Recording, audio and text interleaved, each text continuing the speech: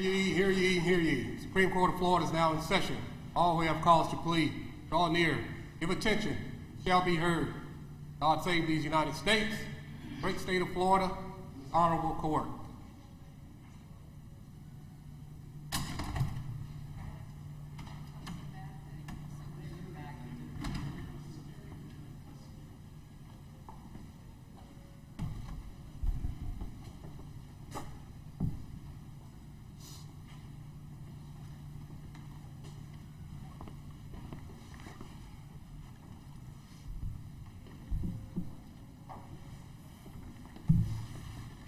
Ladies and gentlemen, Supreme Court of Florida, please be seated. Good morning. Welcome to the Florida Supreme Court. The first case on the docket is Robinson versus State.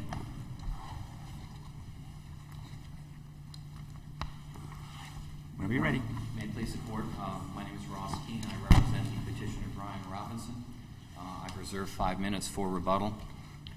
The issue today before the court is how to resolve the conflict between the First District's decisions in Pearson and then, of course, Robinson, who I represent, and the second DCA case of Netherly versus State on the interpretation of the tolling provisions, or, if you will, diligence provisions as well in Section 775-15 Florida statutes. The chronology in this case, and it is important because I believe the dates go very much to why I believe that Robinson should be reconsidered in light of Netherly in the second DCA, and why I think Pearson should not be rigidly applied here. Mr. Robinson, in 2007 in November, had his IP address tracked based on some alleged images of minor children. In February of 2008, a search warrant was issued, and he was searched. There was digital matter in his computer, was retained by law enforcement. In March of 2008, a few months later, he was voluntarily interviewed, and I emphasize that Mr. Robinson came to law enforcement and spoke with law enforcement. He also later surrendered in this case, but he did cooperate with them and gave an interview and gave a statement. In May of 2008, he was transferred at that point to Fort Bragg, North Carolina, and I want to get into this. He was in the Army. He was stationed at Eglin Air Force Base. There is a Camp Rudder there, which is an Army post. He was there since 2006. The state, I just want to anticipate this a little bit, the state will argue his absence throughout this period of time by transfers to Fort Bragg, to Schofield Barracks in Hawaii, and I want to get to that in a few moments, but I don't believe that that necessarily applies to the chronology I think this court needs to look at. He was arrested, or strike that, there was an arrest warrant issued in 2009 in January. Between that time, forensics on the computer were run and completed in October of 2008. Between the time that the warrant was issued in January of 2009, there was absolute inactivity by law enforcement on this case. Well, let me ask you this. Was he, in fact, out of the state at that time period? You said he was transferred to Bragg in 2008. Yes. And was he continuously outside of the state since 2008? If you're talking about where his barracks positions were, where his deployments were, yes. There were periods of time. I'm not going to say that he was back in this region, but he was out. I don't think that's in dispute that he was at Bragg and that he was in Hawaii and then he was in Afghanistan for a year. So you are agreeing that he was in Fort Bragg, he was in Hawaii, he was in Afghanistan from the period 2008 through 2012? It is indisputable, yes. Okay. Was that continuous? Well, that's what we don't know. And that's the other thing about this. And our facts, and if you look at the briefs, this is very factual intensive, and I think that the dismissal hearing brought a lot of these facts out. Most of the facts, by the way, in the trial court were stipulated between the prosecutor and the defense. But he has lived in, and still does have a residence in the Fort Walton Beach area. His permanent residence. My question is, did he come back for vacation, for leave, or for any reason come back to the state during that period of his deployment? Justice Perry, the record is unclear. I can only assume that he did because, for example, when he was coming back for leave in 2012, he was contacted, and that's when he surrendered himself. His family was there, his wife, his children, his parents were there in the region. He had a permanent residence there. He was based out of, and this is a fact I think that is really warrants consideration by the court. When you consider some of the statutory language that provides here, reasonable inability to locate the defendant after a diligent search, and when you get to subsection 5, no reasonably ascertainable place of abode or work within the state. He worked out of Eglin Air Force Base. He was in the Army. He was transferred. But his home of record, his HOR... I've been meaning to ask you something a little more basic. We accepted jurisdiction in this case because the district court certified a conflict to us. Yes, sir. And the conflict supposedly is with the Perez case and with Netherly. Yes, sir. Perez, the statute in that case dealt specifically with a theft statute, Yes, correct? that's correct. And he had his own statute of limitations type thing. Yes, which is why... Okay, yes, sir. and Netherly basically construed an earlier version of the statute that did not include this language that exists now that basically says that if a person is out of the state, it doesn't toll the statute. Now, am I correct? I mean, what is the conflict? I believe that the language in Netherly does apply. I think that it is the language, the same language that First DCA was using in Pearson. We distinguished in my brief, I think both briefs. I think Perez, because it dealt with the theft statute under Section 812, and that within itself has limitations language in that, I do not believe that Perez can be relied upon because I think it's too easy to distinguish it because of the theft limitations provisions. But if you look at Netherly and the reason they did it, and this is a basic premise I want to get into on this thing, Pearson, in the sense or the facts that Pearson had before it, 1 DCA, in my opinion, this may surprise you, I believe 1 DCA was correct in ruling the way they did in Pearson. Because if you look at the facts in Pearson, they had no knowledge where he was. 5 years passed before they found out from an anonymous tipster. I mean, the statute in Netherly says merely demonstrating his absence was not enough to toll the statute. In order to avail themselves of the 3-year tolling provision of Section 77515, the state must have shown that his absence prevented or delayed this prosecution for this case. I mean, there seems to be a different statute. It seems to be a different version. I mean, I understand you're borrowing from it, but the language is different. Well, I think 1 DCA in Pearson borrowed from it. I know they did in Robinson. I mean, 1 DCA believed in their analysis of this when in addressing Robinson in the opinion that conflict may have existed. We actually applied for discretionary review before the court. 1 DCA did not certify this up, and I believe that they should have. Well, can we just, going now, there's a question that Justice Labarga's raised about whether we have jurisdiction, I mean, whether there is actual conflict. But are we looking at subsection 5 and interpreting that section, which is that what we're looking to see? We're doing a statutory construction analysis. Yes. And we're looking to see whether there is any obligation on the state to find a defendant when they are, if they're continuously absent from the state. Do you believe that the language that says that the period of limitation is tolled or does not run, that says or has no reason, no, I'm sorry, the first part, does not run any time when the defendant is continuously absent, Yes. that there is any other requirement to toll the statute other than the fact of continuous absence? Yes. And I think Okay, so that, yes, so Yes. you don't think the plain language says just that? What do you have to, interpret it with? Is there something ambiguous about continuously absent?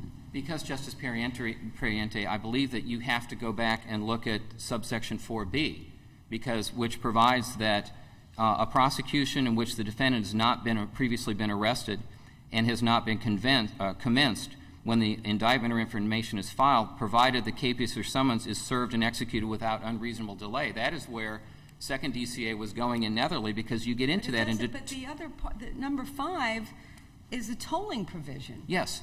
But this one is whether there's some reason for not serving. That's the due diligence part, isn't it? I mean, it's two separate. It seems to me, maybe I'm missing something, and maybe the. I don't believe they are two separate provisions, because I think in order to avail yourself of 5, I think you have to go through 4B, because that's where And that's exactly where second DCA was going in Netherly, and they were looking at those facts. Let me ask you a question about Yes, the sir. statute in Netherly. But now, in the critical language that the district court and the first DCA relied on in the statute was language that referred to that provided that the period of limitation does not run during any time when the defendant is continuously absent from the state. Isn't that correct? Yes. Well, They went right to it. Yes. okay, that's what they focused on. That's what they decided on. Now, in Netherly, isn't it true that that same language was in the statute that they were interpreting and applying there? And it's actually cited in footnote 1 in their discussion of the statute of limitations. Isn't that correct? It is, but Netherly was still looking at the fact this Well, language. I know Netherly reached a different conclusion. We know that. Yes. And they, one might view that as adding something to the statute. I understand that's not your interpretation of what the second district did, but I just want to clarify that point about the critical statutory language being involved both in Netherly and in this case. Well, I think, and I don't know, it'll be interesting to see what the state's position is on that, because the state certainly briefed it very intensely, considering both the 4B and the 5 provisions on Let's this. assume we took the case, so assume that we're going to keep the case, but we may or may not. Yes. But so you've got a same statute as pointed out in footnote 1. So you're saying that the correct interpretation has to be to read 4B together with 5. Yes. I don't see any other way around it, because to avail yourself, as I said, to avail yourself of the tolling provisions in 5, how do you get there? I mean, there has to be some consideration, because 4B deals with service of the warrant. The fact that Mr. Robinson had an arrest warrant issued, but nothing was done, and I don't want to get away from this, but I mean, 27 months passed in this case between the issuance of the arrest warrant before law enforcement started digging, according to the record, and picked up files from Easterday, who passed away, unfortunately. But law enforcement for 27 months did nothing in this case. And that is, in looking at the fact pattern that you have in Netherly, that's what second DCA was looking at. As I said, first DCA in Pearson, that's easy. The guy was gone. There was no possibility of exercising any diligence or scrutinizing 4B or 4B language, which said that there is an obligation in the service of process and serving the capias or the summons or even bringing the prosecution. That's what second DCA was going to. If you don't have that second two-part consideration and go from 4B to 5, then law enforcement can stand back in any case, and they don't have to do a thing until the defendant basically comes in and self-surrenders. But if that's what the statute says, that's what the statute says. Well, then if we scrutinize, respectfully, if we scrutinize 4B and look at what was done or what wasn't done in there, you have to look at the reasonableness of what the service and the execution of the warrant was. And if Language about the tolling of the statute of limitations makes no reference to reasonableness. It's about whether you're outside the state continuously. I mean, I'm just struggling to understand how you can extract this meaning that the second district has extracted from this from the text. It just doesn't seem to be there. Now, maybe it would be a better policy, and maybe it would be a fairer policy. People could argue about that, and I could understand the position that would be a fairer policy for the state of Florida to have. But the fact of the matter is, the policy of the state of Florida is reflected in this particular text on this issue, and I don't see how you can get that out of this particular text. Tell me why I'm wrong. Well, I think I've stated it respectfully. I believe that it's a two-part consideration. I mean, they line up with each other. And again, I don't know that I'll be surprised if the state disagrees. We'll see. But I thought that was okay. But I guess, again, and I think the issue of policy is interesting. Yes. Because when he's in the military, there's no question about it. It's hard to know whether the continuously absent really was applying to fugitives from justice. Well, he's not that. And we do have in the civil arena that in a lot of areas where affidavit of that you're in the military, so you can't be served. So it's sort of as a benefit. Perhaps if he were in Afghanistan on continuous tours of duty, no one would expect the state of Florida to be serving him with a warrant for his arrest. But we don't have a military service exception at the present time, correct? Not that I'm aware of, but I can tell you that I would be surprised, and these are, they could have found him, but my point in this... Again, I guess we're going to be going around and back, because Yes. the issue, obviously they could have found him. I mean, there's no question. I don't think the state would disagree they could have found him. I mean, that's, you should call the military. We got an outstanding warrant for one of your military personnel who's, we're going to serve for whatever the, child pornography, whatever the crime was, and sure they'd probably voluntarily bring him back into Florida. But if you don't take into consideration, Justice Pariente, the 4B reasonableness of the delay. Excuse me, why Yes. isn't B? It seems to me, when you read this statute as a whole, you've got, the general provision, then you've got Section 2, which talks about what the limitations are. You get to 4, you're really talking about when the charges have been, how the case has commenced. That's what Section 4 is about. And so why do you need to read the section about the commencement of the case with the section about when, the statute is told? I'm still struggling with, as you saw Yes. some of my other colleagues, why 4 has to be read with 5. I think in the context of the limitations, and I guess let me put it this way. If it is not, and this is getting back to the question with respect to policy, okay? If it is not considered, if there is not some diligence component in there, and I think overall that is what Second DCA was attempting to accomplish, a recognition that there has to be some burden on law enforcement to undertake something. If that is not done, you are rewarding inaction.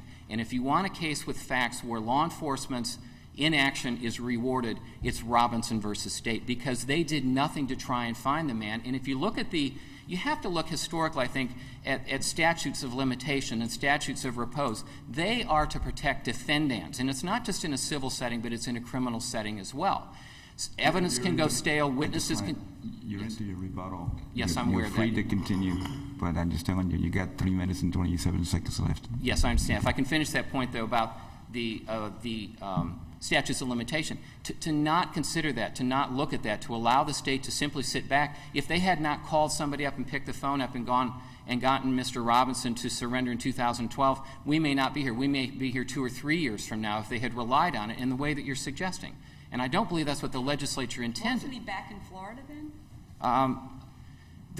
He was coming back, and they made a phone call. And that's just it. And I think that gets back to Justice Perry's question earlier about whether or not he was back and forth. He's in the military. He was deployed. There's no doubt about it. He was back. Those dates were not made part of the trial record. I don't have those for the court. Let me ask you a quick question. You said his permanent residence was in Florida Yes. consistently. Yes. Did he receive mail there the whole time? Yes, driver's license. He voted, received his mail. He had 2 residences. His home of record was in Pace, Florida.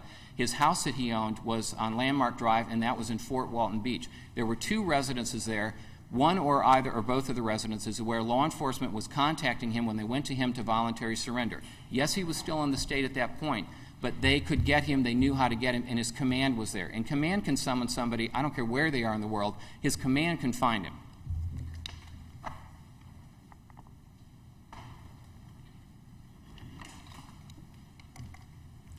Good morning. Virginia Harris on behalf of the state of Florida.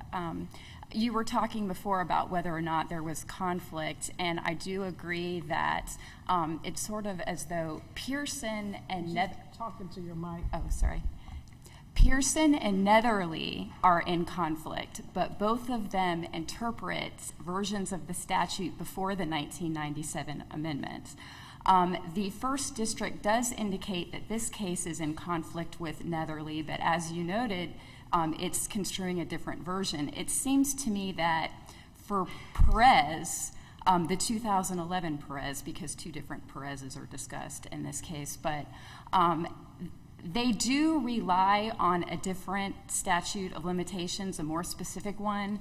The First District seems to base the conflict on this kind of extraneous statement that they put toward the end. It's sort of like, by the way, the state didn't show due diligence irrespective of whether he was out of state. So that seems to be what they're basing the conflict on. On that, I mean, it does say, talking about subsection B, it says, in determining what is reasonable, inability to locate the defendant after diligent search. I mean, I guess what he's saying is that did they know, by the way, that he was in the military? We don't know they that. mean law enforcement. We know that Watkins, this is basically what happened. Easter Day is the investigator who had this case, and he passed away. And so the state doesn't know what he knew. And since we have the burden when the statute of limitations is raised, we admit that we couldn't show whether or not he contacted. So we don't know whether he did or not. Would part of diligent search, would that require law enforcement in all these cases to have like a checklist as to where to look for people? Is he in the military? Is she in the military? If the state admits that if we were required to engage in a diligent search, right, that we did not do that. We agree to that. Our position is simply that we did not have to engage in a continuous search because he was continuously absent from the state. Is that the issue of continuous absence? Is that a question of fact, or is that stipulated to? Because this is a man that had a permanent residence here, right? And so, what if he was back over that period of time for a week or a weekend? Does that then mean that he's not continuously absent? That the idea that he would have come back, and then that's when they would have had to serve him. So tell me, is that stipulated to, or is that something that needs to go back for a further hearing? The defense attorney never argued that the defendant was back in Florida for any period of time during the hearing. In fact, the state indicated that they were stipulating to the service records, which are included on the record appeal, that show that he was continuously absent from the state. No, well, I read that, and it didn't say that. Basically what it said was that he was in the military and deployed outside of the state, but it did not say he never came back for furlough, for R&R, for right, funeral, for a picnic, or anything. Well, the defense attorney never argued that he wasn't. Isn't that the state's burden to prove that he was out of the state? Well, I think when the state introduces records showing that he was at different military locations and says he was continuously absent from the state because he was there. I've been at military locations. You don't stay there all the time. You have furloughs, you have leaves. Well, I think if they did allow you to come back home. He had children in Florida.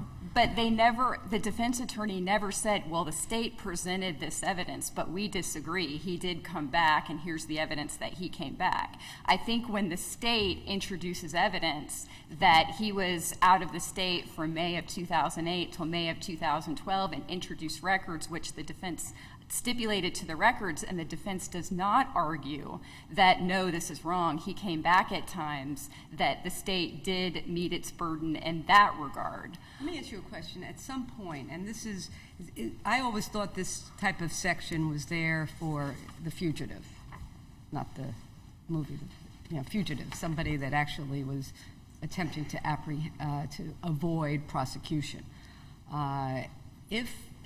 If you have a situation, someone's active duty military, and I would confess I don't know how that works, but where he doesn't, if he's there and he's in the military 5 years, 10 years, does the state, is there some point where there is some other consideration that you wait too long?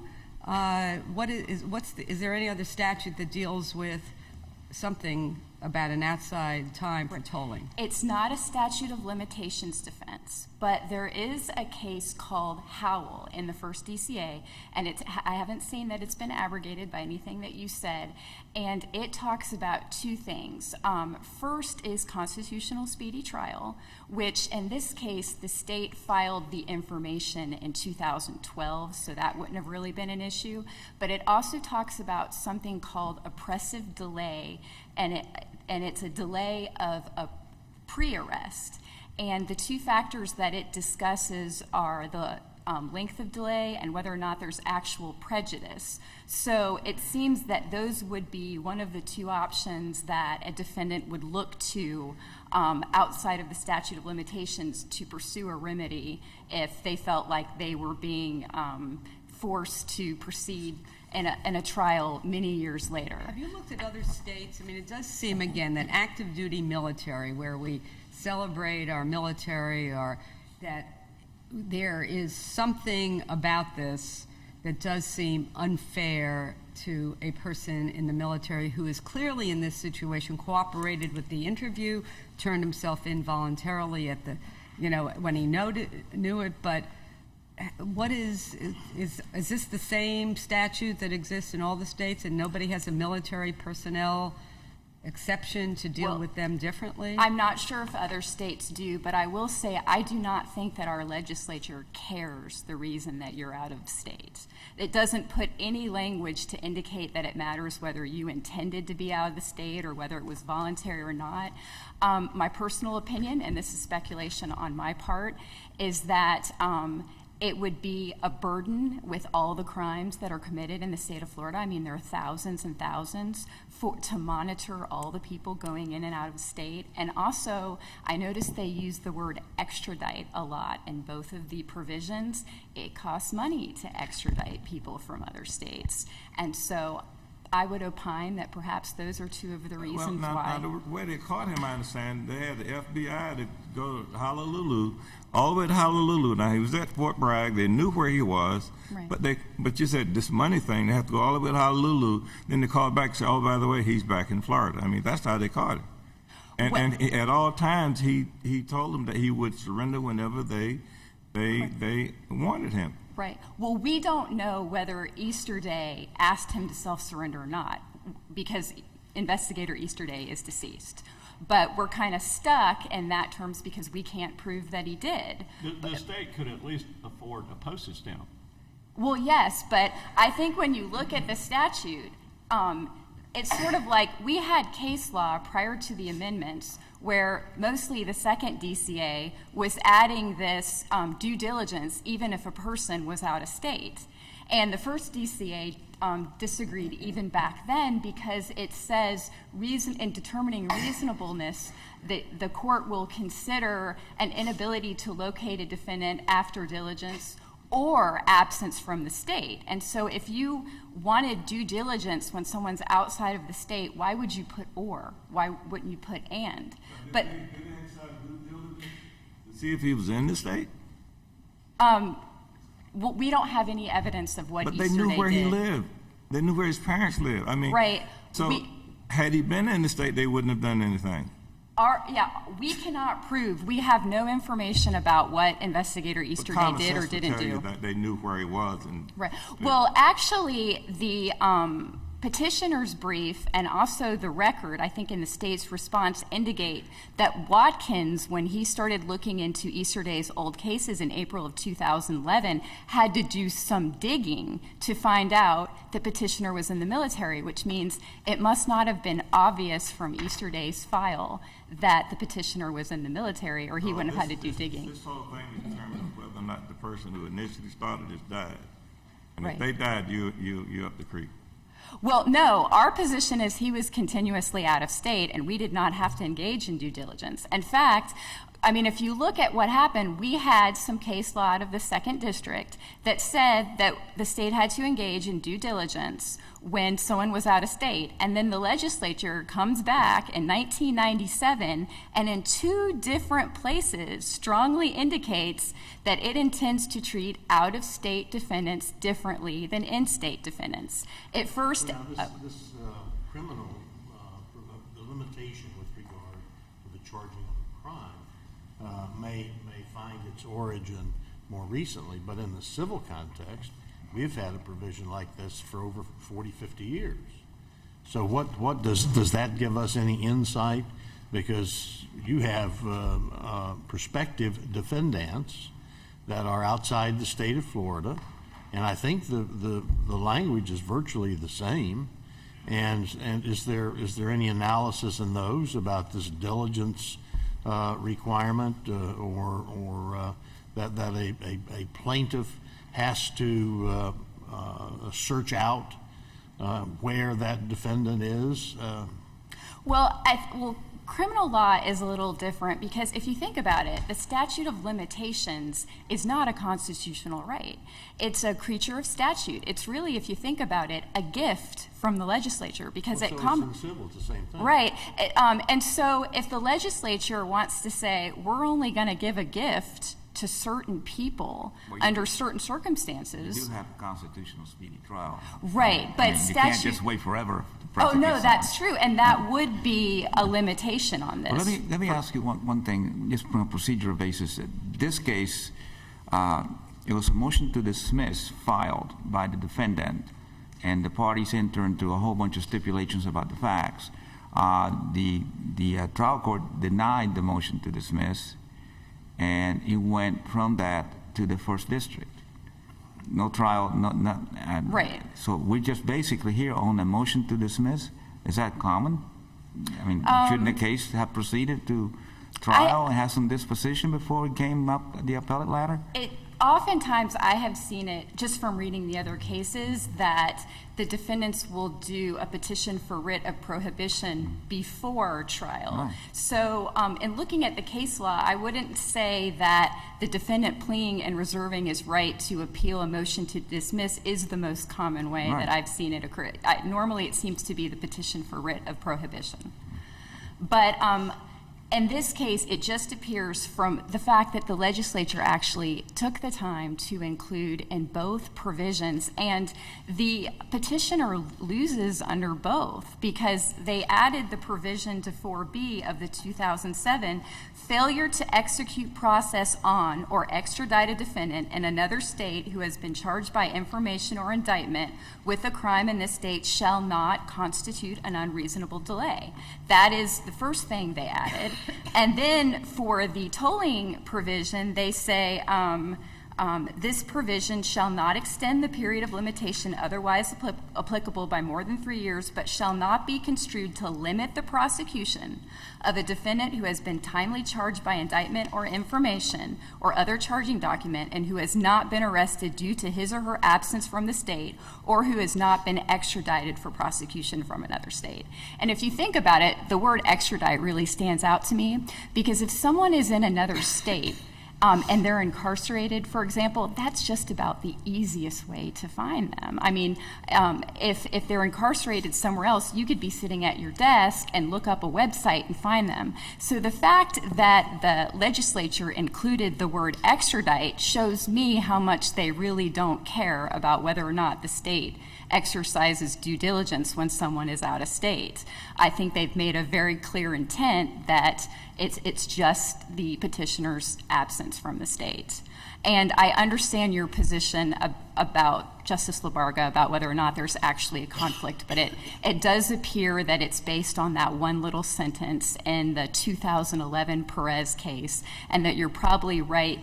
They didn't necessarily have to include that little sentence, but it does say the state didn't show that they exercised due diligence, irrespective of whether or not the defendant was out of the state.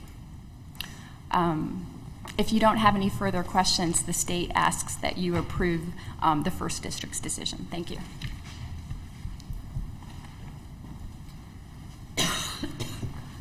Just very briefly, if I may. First of all, Justice Pariento, you were talking earlier about the contact between Easter Day and Watkins, the investigators, in terms of what was or was not discussed between them. The record is in the first volume, pages 105 to 106. It specifically states in there that when Watkins and Easter Day, before he passed, discussed the warrant that was issued, in this case for Robinson, that he should self-surrender. Now, I don't know what that means. I guess turn him in, but the point on this, if you go back and look at it, how would Robinson be able to self-surrender? How would he ever know if he was not contacted by law enforcement and told that there's a warrant out there for him? And the legislative indifference, I guess, is the way I'll characterize it. Counsel talked about it. I don't think this court has the luxury of looking at it in the way the legislature did if they are indifferent about that, because you have to go back and look at what actually happened. Justice Perry, I appreciate you asking about the whether he was in the military or not. I think it would be a stretch, for lack of a better word, that law enforcement didn't know from the first day they tapped this guy's IP address back in 2007 that he wasn't in the military. They had his address, Skyhawk Drive. I mean, that is the name of a road that is a military housing establishment. He was interviewed.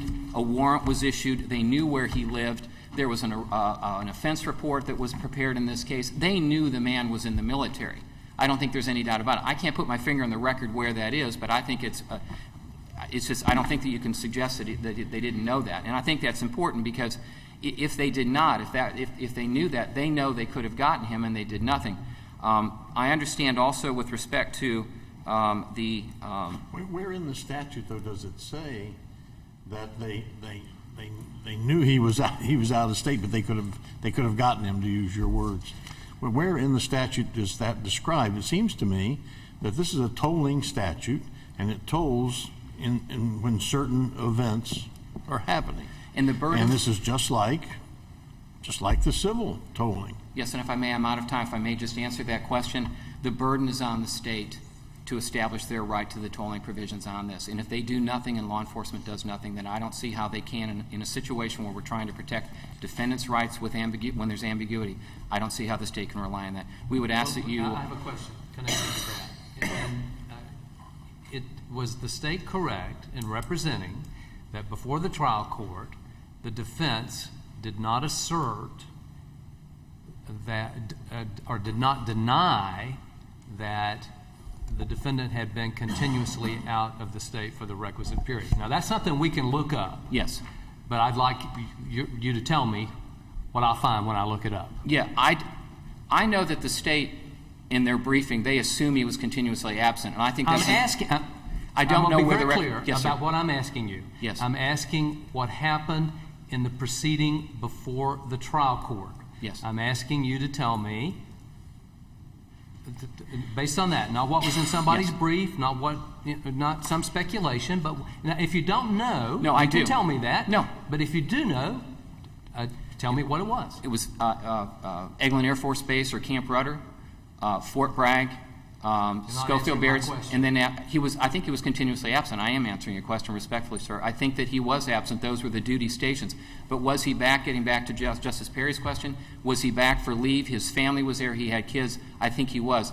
How you define continuous absence, that's another problem. I'm asking you what happened in the proceeding before the trial court.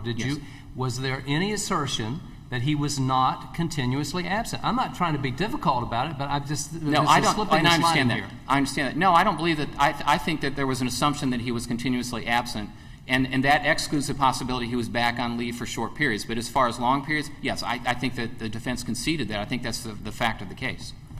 Thank you. Thank you. Thank you for your arguments.